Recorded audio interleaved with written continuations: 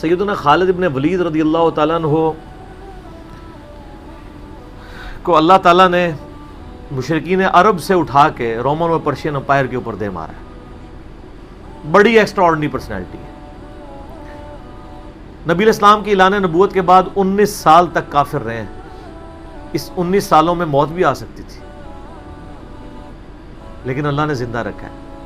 حتیٰ کہ غزوہ احد کے موقع پر نبی علیہ السلام کے جو 4 دانت شہید ہوئے ہیں جو بخاری مسلم میں آتا ہے حضرت خالد بن ولید کی وجہ سے ہوئے ہیں. انہوں نے وہ جب درہ چھوڑ دیا تھا عبداللہ ابن جبیر اور باقی ان کے ساتھیوں نے، عبداللہ ابن جبیر نے تو نہیں چھوڑا تھا، چند ساتھیوں نے، تو یہ پیچھے سے آگے حملہ آور ہوئے اور نبی علیہ السلام کی بددعا ہے ان کے لیے. اس موقع پہ نبی علیہ السلام کی مبارک زبان سے نکل گیا، اللہ ایسی قوم کو کیسے ہدایت دے گا جنہوں نے اپنے نبی کا چہرہ خون سے رنگ دیا. تو سورہ ال عمران میں جہاں پہ صحابہ کرام کو اللہ تعالیٰ نے گرفت کی ہے نا 60 آیات میں کہ غزوہ احد پہ تم نے یہ غلطی کی، پھر اینڈ پہ معاف بھی فرما دیا.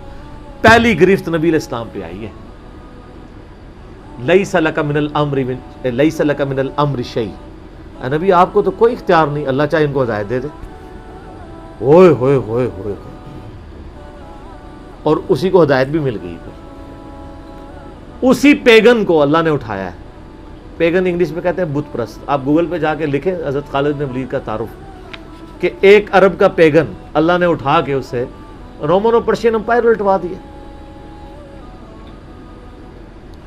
پھر 19 سال تو کفر میں گزرے ان کے، اسلام میں ان کے 19 سال نہیں گزرے سر، بمشکل 10-11 سال. لیکن انہوں نے اپنے 19 سالوں کے بھی سارے گناہ دھلوا دیے.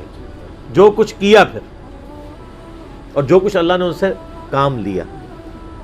یہ ایک الگ سے تلخ حقیقت ہے کہ سیدنا خالد بن ولید سے نبی علیہ السلام کے مبارک زمانے میں بھی اور بعد میں بھی بحیثیت انسان کچھ غلطیاں ہوئی ہیں، بخاری مسلم میں رپورٹ ہوئی ہیں. لیکن کسی شخص کی چند ایک غلطیوں سے اس کا پورا پلڑا ادھر کا ادھر نہیں ہو جاتا. اللہ بھی قیامت والے دن نیکیوں اور برائیوں کو تولے گا.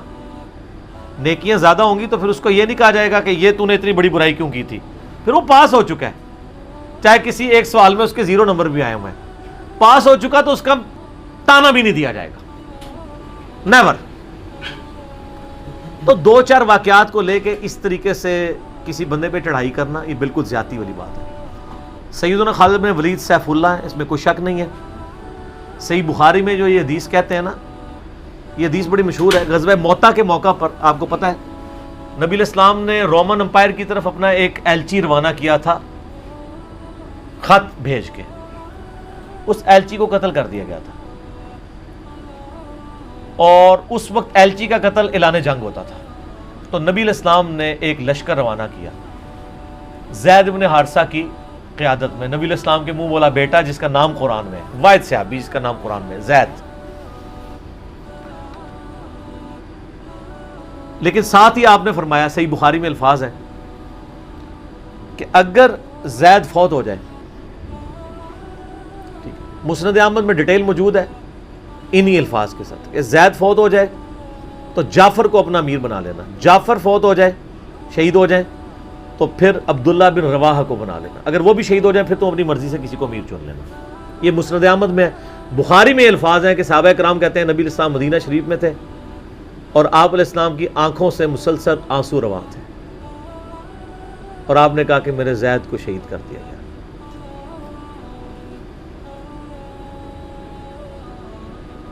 اب مسلمانوں کا پرچم جعفر نے تھام لیا.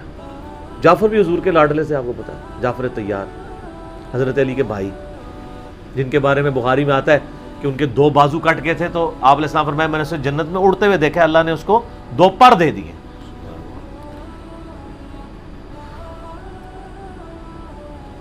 نجاشی کے دربار میں انہوں نے ہی، آپ کو پتا ہے، سورہ مریم پڑھی تھی.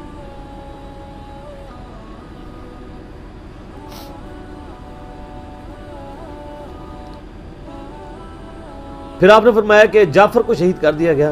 اب عبداللہ ابن رواحہ نے پرچم تھام لیا. پھر آپ نے فرمایا اسے بھی شہید کر دیا گیا. پھر آپ نے فرمایا اب اللہ کی تلواروں میں سے ایک تلوار کو مسلمانوں نے اپنا امیر چن لیا اور میں اللہ سے امید کرتا ہوں اللہ تعالیٰ اس کے ہاتھ میں فتح دے گا، اور فتح ہو بھی گئی. یہ بخاری کی جو حدیث ہے نا، اس کے اوپر امام بخاری نے باب باندھا ہے مناقب خالد ابن ولید، حالانکہ اس میں خالد ابن ولید کا نام نہیں تھا، لیکن اس حدیث کے اوپر باب کیا باندھا؟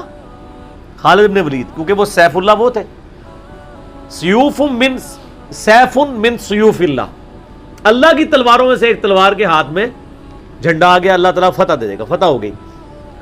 اس کے 3-4 طریقے بخاری میں، باقی طریق کے اندر نہ خالد ابن ولید کا نام بھی موجود ہے کہ خالد ابن ولید کے ہاتھ میں اب پرچم آ گیا، اللہ نے فتح دے دی۔ اچھا، اور وہ فتح یہ ہوئی کہ بہت بڑا لشکر سامنے سے آ گیا تھا، حضرت خالد بن ولید اپنے لشکر کو بچا کے واپس لے آئے۔ یہ غزوہ موتا تھا، اور صحیح بخاری میں آتا ہے کہ 9 تلواریں حضرت خالد کے ہاتھ میں ٹوٹی تھیں اس دن، 9 تلواریں اس جنگ کے اندر۔ واپس آ گئے، پھر بعد میں خیر وہ ایک رومن امپائر والا پھر یرموک پہ جا کے کنکلوژن ہوئی نا۔ یہاں پہ بخاری میں الفاظ ایک طریق میں خالد بن ولید ہیں، دوسری میں سیف اللہ، اور امام بخاری نے باب بھی باندھ دیا تو سیف اللہ ثابت ہو گیا۔ اسی حدیث کا جو طریق مسند احمد میں ہے، اس میں الفاظ ہیں اللہ کی تلواروں میں سے ایک تلوار خالد ابن ولید۔ جامعہ ترمذی میں ایک حدیث صحیح سند کے ساتھ ہے کہ نبی علیہ السلام کے سامنے سے حضرت خالد ابن ولید گزرے تو آپ نے فرمایا کہ خالد بن ولید کتنا نیک بندہ ہے اللہ کا، اللہ کی تلواروں میں سے ایک تلوار ہے۔ آپ دیکھیں جس شخص کے لیے نبی علیہ السلام کی مبارک زبان سے بددعا نکلی، اسی مبارک زبان سے ان کو اللہ کی تلوار کا قرار دے دیا گیا۔ ذالک فضل اللہ یؤتی من یشاء، یہ اللہ کی بے نیازی ہے۔ آپ تو کسی ایسے شخص کو معاف بھی نہ کرتے جس کی وجہ سے نبی کے 4 دانت شہید ہوئے ہیں، اللہ دیکھیں کیسے کیسے مجرمین کو معاف کر کے کس ایپیکس پہ فائز کر دیتا ہے، بندے نہیں معاف کرتے۔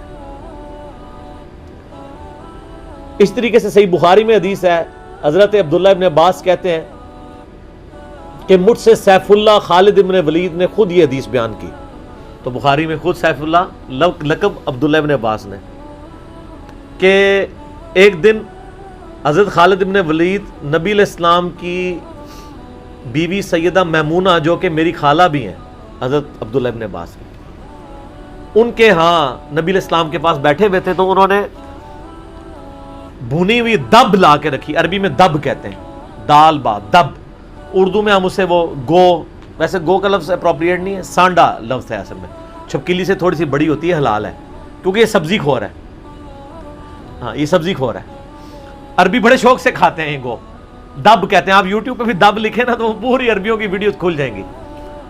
دب لا کے رکھی گئی بھنی ہوئی، تو حضرت خالد بن ولید کہتے ہیں میں بڑے شوق سے کھانا شروع کیا، اور حضور مجھے بڑے دیکھ رہے تھے ایسے، وہ یعنی اتنے ذوق و شوق سے کھا رہے تھے، تو میں نے کہا یا رسول اللہ آپ بھی، تو آپ فرمایا کہ میرے علاقے کی غذا نہیں ہے، میں نہیں کھاتا، یعنی حرام۔ ان کا یا رسول اللہ کیا حرام ہے؟ آپ فرمایا نہیں حرام نہیں ہے، مجھے پسند نہیں ہے۔ اس سے یہ بھی بات پتہ چلی کہ اگر کسی کو کوئی رزق پسند نہ ہو تو اس میں کوئی گناہ اور عیب والی بات نہیں ہے۔ یہاں تو کہتے ہیں جس کو کدو پسند نہیں ہے اس کی گردن اتار دو، کہنا نہ ہو۔ قاضی ابو یوسف کی طرف ایک جھوٹا واقعہ مشہور کیا ہوا ہے، وہ اللہ نے یعنی اتنی چیزیں اس لیے بنائی ہیں نا، کسی کو ایک چیز پسند ہوگی کسی کو دوسری، تو اس میں بھی سیف اللہ کے الفاظ ہیں۔ اس کے علاوہ صحیح مسلم میں ایک حدیث ہے، آپ کو پتا ہے ذوالخویسرہ التمیمی نجدی خبیث جس نے کہا تھا اے محمد اللہ سے ڈر اور انصاف کر، بخاری مسلم دونوں میں آتا ہے، تو آپ فرمایا اگر میں انصاف کرنے والا نہیں تو کون ہے؟ تو وہاں پہ الفاظ ہیں مسلم شریف میں، یہ بخاری میں بھی حدیث ہے، مسلم کے الفاظ ہیں کہ حضرت عمر فاروق رضی اللہ عنہ کا یا رسول اللہ اجازت دیں میں اس منافق کی گردن اڑا دوں، اور وہاں پہ الفاظ ہیں پھر سیف اللہ خالد کھڑے ہوئے، وہاں بھی لفظ ہے سیف اللہ، انہوں نے کہا یا رسول اللہ اجازت دیں، آپ فرمایا چھوڑ دو، لوگ کہیں گے یہ اپنے ساتھیوں کو مرواتا ہے، کوئی کلمہ گو تو تھا نا، وہ اس کی نسل سے بھی لوگ پیدا ہوں گے، ان کے خلاف قتال کرنے والے مخلوق کے بہترین لوگ ہوں گے۔ اور ابو سعید خدری کہتے ہیں کہ وہ حضرت علی کے زمانے میں جب یہ ظاہر ہوئے تو حضرت علی کے ساتھ مل کے ہم نے ان خوارج کے خلاف قتال کیا تھا، تو یہ مسلم میں بھی سیف اللہ کے الفاظ موجود ہیں۔ باقی حضرت خالد بن ولید رضی اللہ تعالیٰ عنہ کی پرسنالٹی یعنی بڑی ایکسٹراڈنری ہے۔ آپ دیکھیں کہ آلموسٹ ان کی جو عمر مبارک ہے وہ بلو 45 تھی جب وہ فوت ہوئے ہیں، حضرت عمر کے دور کے اندر۔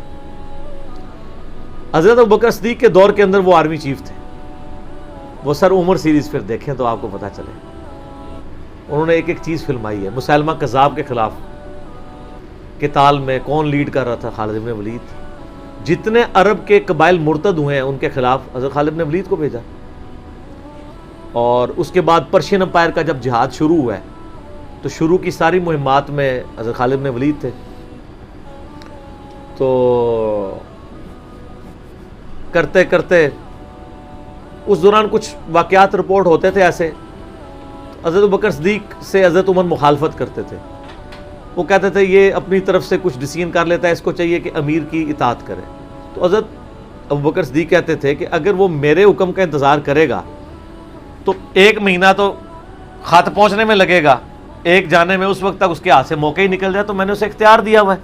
کوئی موبائل فون یا کوئی اس وقت واٹس ایپ تو ہے نہیں تھا.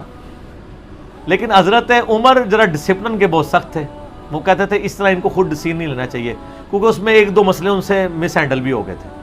تو جب اتنے بندہ کام کر رہا ہوتا ہے 1-2 مسئلے تو مس ہینڈل ہو جاتے ہیں. ہم سمجھتے ہیں مس ہینڈل ہونے کا مطلب ہے 0 سے ملٹیپلائی.